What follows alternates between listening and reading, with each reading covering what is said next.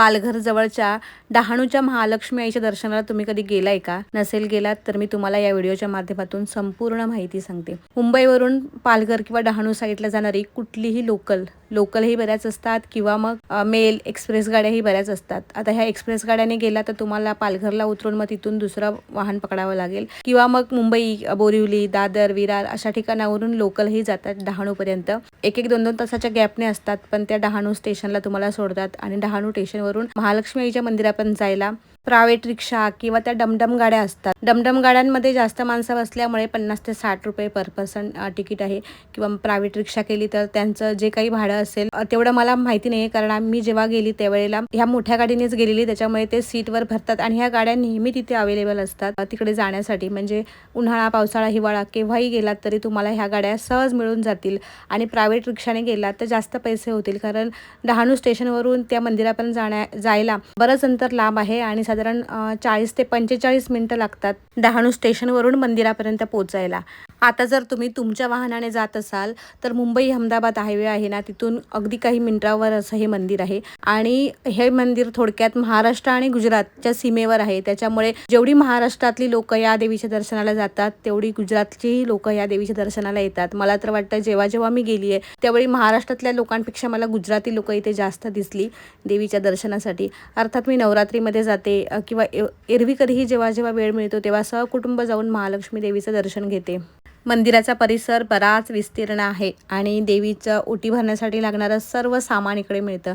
नवरात्रीमध्ये इथे प्रचंड गर्दी असते, मात्र एरवी दिवसा तुम्ही गेलात ना तर थोडीफार गर्दी कमी असते. म्हणजे सॅटर्डे संडेला थोडीफार गर्दी असते, पण ज्या वेळेला वर्किंग डे असतात त्यावेळेला अजिबात गर्दी नसते. त्यातल्या त्यात मंगळवार आणि शुक्रवारची थोडीफार गर्दी मिळू शकते, पण मी ज्या वेळेला वर्किंग डेजमध्ये गेली त्यावेळेला अजिबात गर्दी नव्हती. त्यामुळे देवी आईचं दर्शन खूप छान आणि मस्त झालं. इथे छोटे छोटे दुकानवाले आहेत ना, त्यांच्याकडे सर्व पूजेचं साहित्य मिळतं, देवीच्या ओट्या मिळतात, त्यामुळे आपल्याला बाहेरून असं काही घेऊन जाण्याची गरज वाटत नाही. मंदिराचा परिसर इतका छान आणि पॉझिटिव्ह आहे ना की तिथे जाऊन मन खूपच प्रसन्न होतं. आजूबाजूला आपल्या आदिवासी भगिनी वेगवेगळ्या प्रकारची फुलं, आपले रानातले रानमेवा असं सगळं घेऊन बसलेले असतात.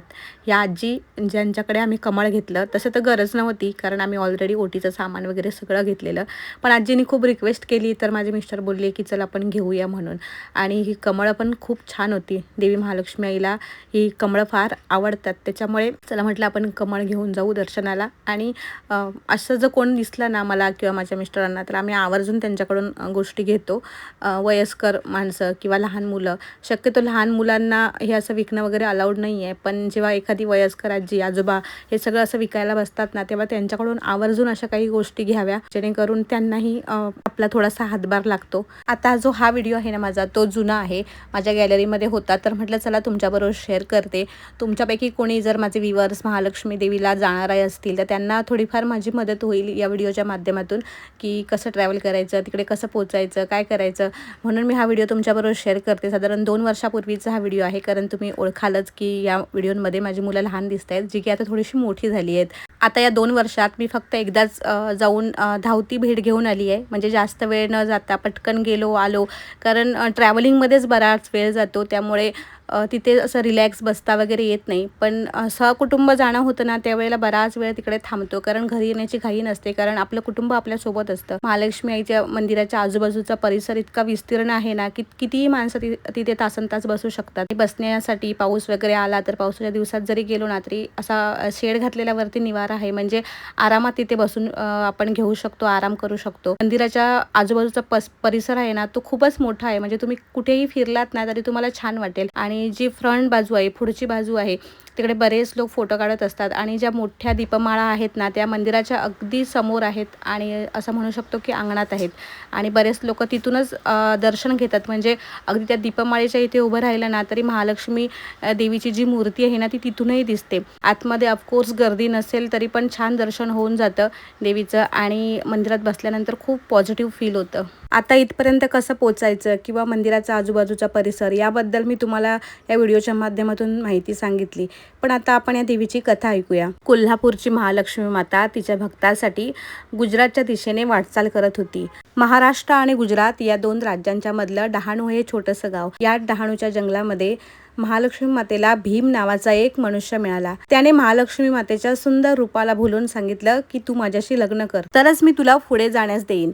महालक्ष्मी मातेने त्याला सांगितलं की ठीक आहे, मी तुझ्यासमोर एक अट ठेवते, ती तू पूर्ण केलीस तर मी तुझ्याशी नक्की लग्न करेन. महालक्ष्मी मातेने त्याला सांगितलं की तू सूर्या नदीवर एका रात्रीमध्ये धरण बांध. आणि त्याप्रमाणे तो भीम धरण बांधण्यासाठी तयारही झाला. त्याने धरण बांधण्यासाठी आटोकाट प्रयत्न केले, पण तो एका रात्रीमध्ये धरण बांधू शकला नाही.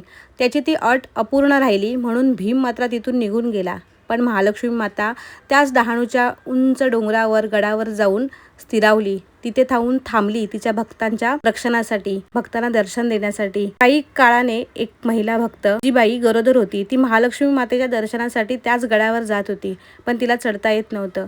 तेव्हा महालक्ष्मी मातेला तिची दया आली आणि महालक्ष्मी माता त्या गडाच्या पायथ्याशी येऊन थांबली. तेव्हापासून महालक्ष्मी मातेचं हे खालचं मंदिर झालं. हळूहळू लोक तिथे जाऊन महालक्ष्मी मातेचं दर्शन घेऊ लागले. आज त्या मंदिराचा खूप मोठा असा जीर्णोद्धार झालाय, खूप मोठं असं मंदिर आहे. आणि त्या उंच गडावरची महालक्ष्मी माता जिकडे बसलेली, ती येऊन खाली गडाच्या पायथ्याशी भक्तांना दर्शन देण्यासाठी खाली येऊन थांबली. अशी ही डहाणूच्या महालक्ष्मी मातेची आख्यायिका सांगितली जाते. या महालक्ष्मी मातेच्या मंदिर परिसरामध्ये तुम्हाला डहाणू आणि घोलवडचे खूप मोठे छान छान असे चिकू मिळतात. आता हा भाग चिकूसाठी प्रसिद्ध असल्यामुळे इथे थोडेफार स्वस्तही असतात. हा एवढा मोठा चिकूचा वाटा आय थिंक 50 रुपयाला काहीतरी होता त्यावेळेला. त्यांच्याकडे मी बार्गेनिंग केली असती तर त्यांनी मला अगदी कमी करूनही दिलं असतं, पण मी शक्यतो जेव्हा लोकल बाजारपेठेमध्ये काही घ्यायला जाते ना, तेव्हा बार्गेनिंग करत नाही. 10-20 रुपये आपले वाचवून मला वाटत नाही की शेतकऱ्यांना असं खूप जास्त फायदा होत असेल.